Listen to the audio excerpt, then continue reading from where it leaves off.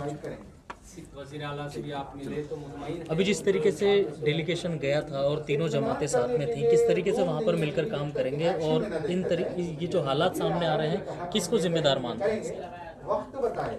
बहरहाल इसके लिए हुकूमत ज़िम्मेदार है, ज़िम्मेदार तो हुकूमत है और हुकूमत का जो रवैया है वो सही नहीं है। उस पे हमने अपने सख्त प्रोटेस्ट का इज़हार किया है। चीफ मिनिस्टर ने हमारे डेलीगेशन को ये अश्योर किया है कि इंक्वायरी होगी, जुडिशल इंक्वायरी होगी और जो लोग कसूरवार होंगे उनके ख़िलाफ़ एक्शन होगा और जो लोग मुतासिर हुए हैं उनको क़ानून के मुताबिक सेटल कराने की कोशिश की जाएगी। ये सब अश्योरेंस दिया है, हम उसको वेलकम करते हैं और देखेंगे कि उन एश्योरेंसेस पर अमल करते हैं नहीं करते हैं। लेकिन पहली चीज़ तो यही है कि जिस तरीके से इवैक्यूएट कराया गया है वो खुद एक बहुत ज़ालिमाना तरीक़ा है। आम तौर पर ऐसा तरीक़ा कहीं इख्तियार नहीं किया जाता। हमारे मुल्क में इवैक्यूएशन भी होता है, इलीगल सेटलमेंट्स भी हैं गरीब लोगों के और उनको हटाने के तरीक़े भी मौजूद हैं, गाइडलाइंस भी मौजूद हैं।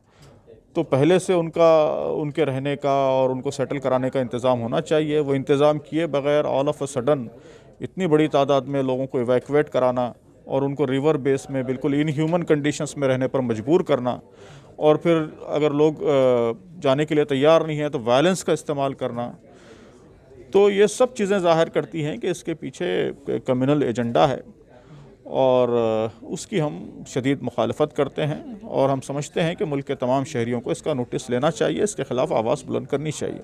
अब जिस तरीके से लगातार ये हालात मुसलमानों के सामने पेश आ रहे हैं, क्या कदम उठाने की ज़रूरत है? किस तरीके से इस चीज़ को रोका जा सकता है? जो तंजीमें हैं वो क्या कर रही हैं इसमें और जो आवाम है वो क्या जो है इसमें अमल करें, वो क्या रास्ता अपनाएं? बहरहाल रास्ता यही है कि हमारे मुल्क में जो तरीक़े मौजूद हैं, जमहूरी तरीक़े, उन तरीक़ों का इस्तेमाल करना चाहिए, पब्लिक से बात करनी चाहिए। असल डेमोक्रेसी में जो रूलर्स होते हैं वो तो अवाम होते हैं, पब्लिक होती है। तो पब्लिक के वोट से ही लोग हुकूमत पे आते हैं। तो पब्लिक को हमें बात बतानी चाहिए और ये समझाना चाहिए कि ये जो सिचुएशन है ये पूरे मुल्क के लिए नुकसानदेह है। ये किसी ख़ास तबके के लिए, सिर्फ माइनॉरिटीज़ के लिए, सिर्फ मुसलमानों के लिए, सिर्फ दलितों के लिए नुकसानदेह ऐसा नहीं है, बल्कि ये एक जहर है। जहर फैलता है तो सबको नुकसान पहुंचाता है, तमाम तबक़ात को नुकसान पहुंचाता है। तो ये देश हित के ख़िलाफ़ है, मुल्क के इंटरेस्ट के ख़िलाफ़ है, मुल्क के तमाम अवाम के इंटरेस्ट के ख़िलाफ़ है। ये बात मुल्क के अवाम को समझाना पड़ेगा, उसी से इस मसले का हल निकलेगा। आप लोगों का मुलाकात किसी असम सरकार के लोगों से हुई थी? जी, बात आई है कि आसाम के चीफ मिनिस्टर से मुलाकात हुई और वहाँ के डीएम से मुलाकात हुई और एसपी से मुलाकात हुई हमारे डेलीगेशन की। मैं नहीं था डेलीगेशन में तो और लोग थे, तो इन लोगों की इन सब से मुलाकातें हुई हैं। जी,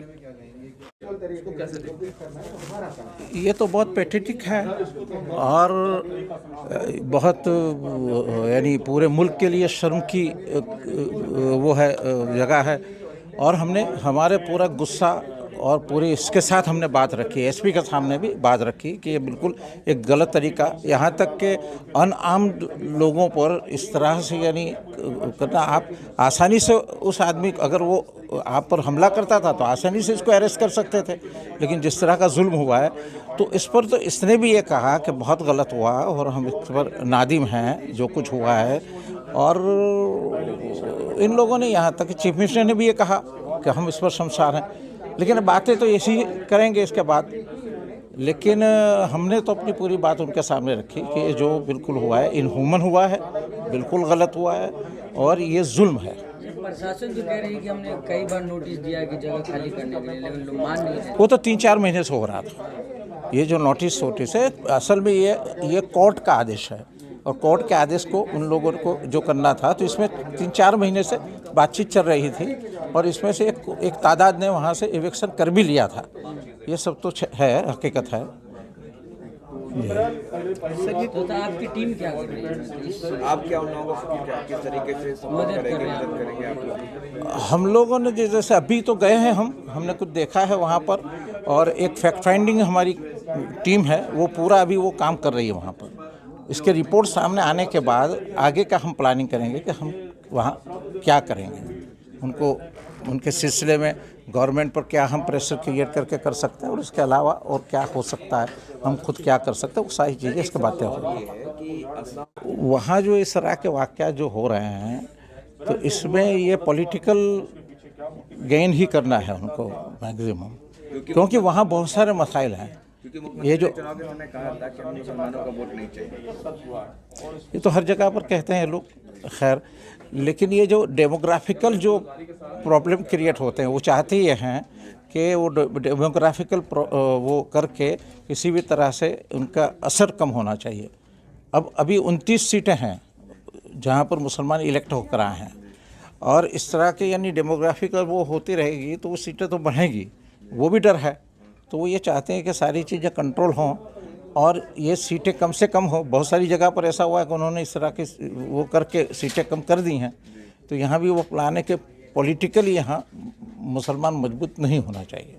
जिस तरीके से बदरुद्दीन अजमल साहब की पार्टी दिन प्रतिदिन मजबूत होती जा रही है, वहाँ पे उनका डर है, आपकी मुताबिक?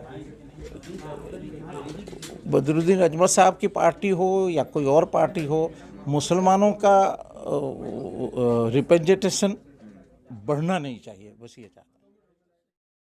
जी सर, अब गैस डेलीगेशन में क्या देखा पहले बार में वहाँ पे सरकार की तरफ से कुछ ये पहुँचाया जा रहा है रिलीफ वगैरह?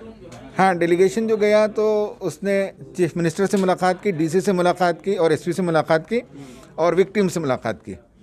विक्टिम्स की जो सूरत हाल है वो बहुत ही पैथेटिक है, इन ह्यूमन कंडीशन, बल्कि सब ह्यूमन कंडीशन में रहते हैं।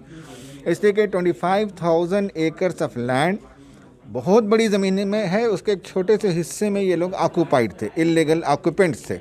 तो गवर्नमेंट ने इनको एविक्शन कराया है और ले जाकर उनको रिवर बेसिन के अंदर उतार दिया। एक नदी है, उस नदी के अंडर में, बाजू में, और वो खुद सीएम के मुताबिक नदी जब बढ़ती है, अभी तो ड्राई सीज़न है, तो 5-6 महीने ये ज़मीन जो है डूबी रहती है। वहाँ न सड़क है, न पानी है, न बिजली है, न टॉयलेट है, न खाना है, न पानी है, कोई चीज़ नहीं है। तो खुले आसमान के नीचे भेज दिया गया। ये बहुत ही इनह्यूमन है। ये हमने जाकर ग्राउंड पे असेस किया और इस बात को हमने जिम्मेदारों तक उठाया है, सारे शासन के सामने भी, सीएम के सामने भी। ये हमारा ऑब्जर्वेशन है। किस तरीके से तीनों तंजीमें मिलकर काम कर रही हैं वहाँ पर? जमीयत उलेमा ही अभी तो हम जो गए हैं वो असेसमेंट के लिए गए थे और फर्स्ट हैंड इंफॉर्मेशन के लिए गए थे और अर्जेंट रिलीफ के लिए गए थे। लॉन्ग टर्म अभी कोई हमने प्रोग्राम नहीं बनाया है, तो हमने असेस किया है और फिर एक और हमारी टीम जा रही है जो पूरा टेक्निकल असेसमेंट करेगी। फिर जब वो आ जाएगी रिपोर्ट, तो उसके बाद तीनों तंजीमें बैठकर क्या कुछ किया जा सकता है लॉन्ग टर्म में, लीगल फाइट देने की बात हो या वहाँ रिहैबिलिटेट करने की बात हो, बच्चों की तालीम का मसला हो, सेहत का मसला हो, उसके लिए क्या कुछ किया जा सकता है, हम इंशाल्लाह ड्यू कोर्स में बैठकर प्लानिंग करेंगे। 2 लोगों का हलाक हुआ है, उन लोगों के लिए आप लोगों ने क्या किया? ये जो डेलीगेशन गया है उस डेलीगेशन की तरफ से कुछ रिलीफ अमाउंट फ़ौरन दिया गया है और दूसरा ये है कि उनके लिए लीगल प्रोसेस जो कुछ करना है उसका एश्योरेंस दिया गया है।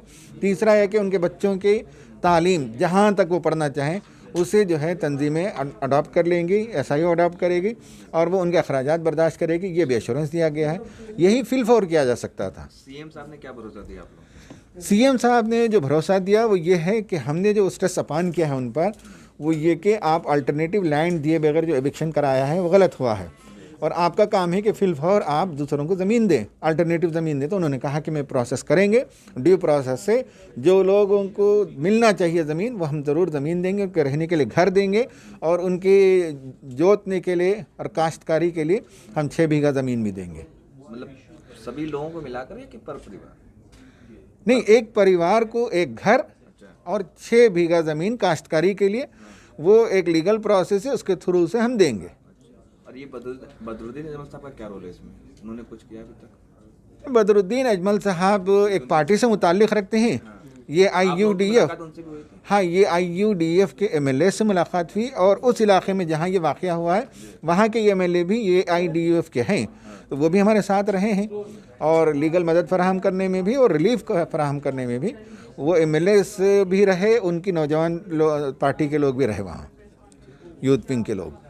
कितने परिवार हैं वहाँ पर? 900 फैमिलीज़ हैं। सरकार ने सबको वादा किया कि सबको देंगे अपनी जमीन। आप जब वादा उन्होंने किया तो वो उनका प्रोसेस होगा, 900 फैमिलीज़ के रिकॉर्ड्स देखेंगे और उस रिकॉर्ड के मुताबिक उनका ये कहना है कि जो लैंडलेस हैं हम उनको ज़रूर देंगे और अगर किसी की कहीं ज़मीन है तो हम नहीं देंगे, वो अपनी ज़मीन में वापस जाए, ये CM ने कहा। अच्छा, ये बताइए कि पुलिस वाले ने गोलियां चलाई थी, उन पर भी कोई कार्रवाई करने की बात कही गई है?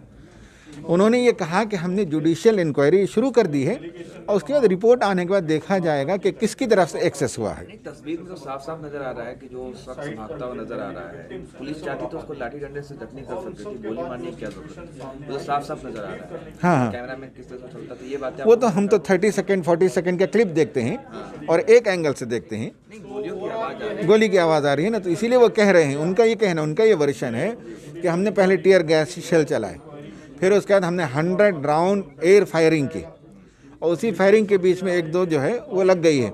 हमने कहा कि आपके इस नैरेटिव से हम मुतमईन नहीं हैं, हम ये मुतमईन नहीं हैं, आपने एक्सेस फोर्स का इस्तेमाल किया है और आपकी पुलिस फोर्स को चाहिए था कि रेस्ट्रेन करते। ये हमने बार बार कहा है पुलिस ऑफिसर को।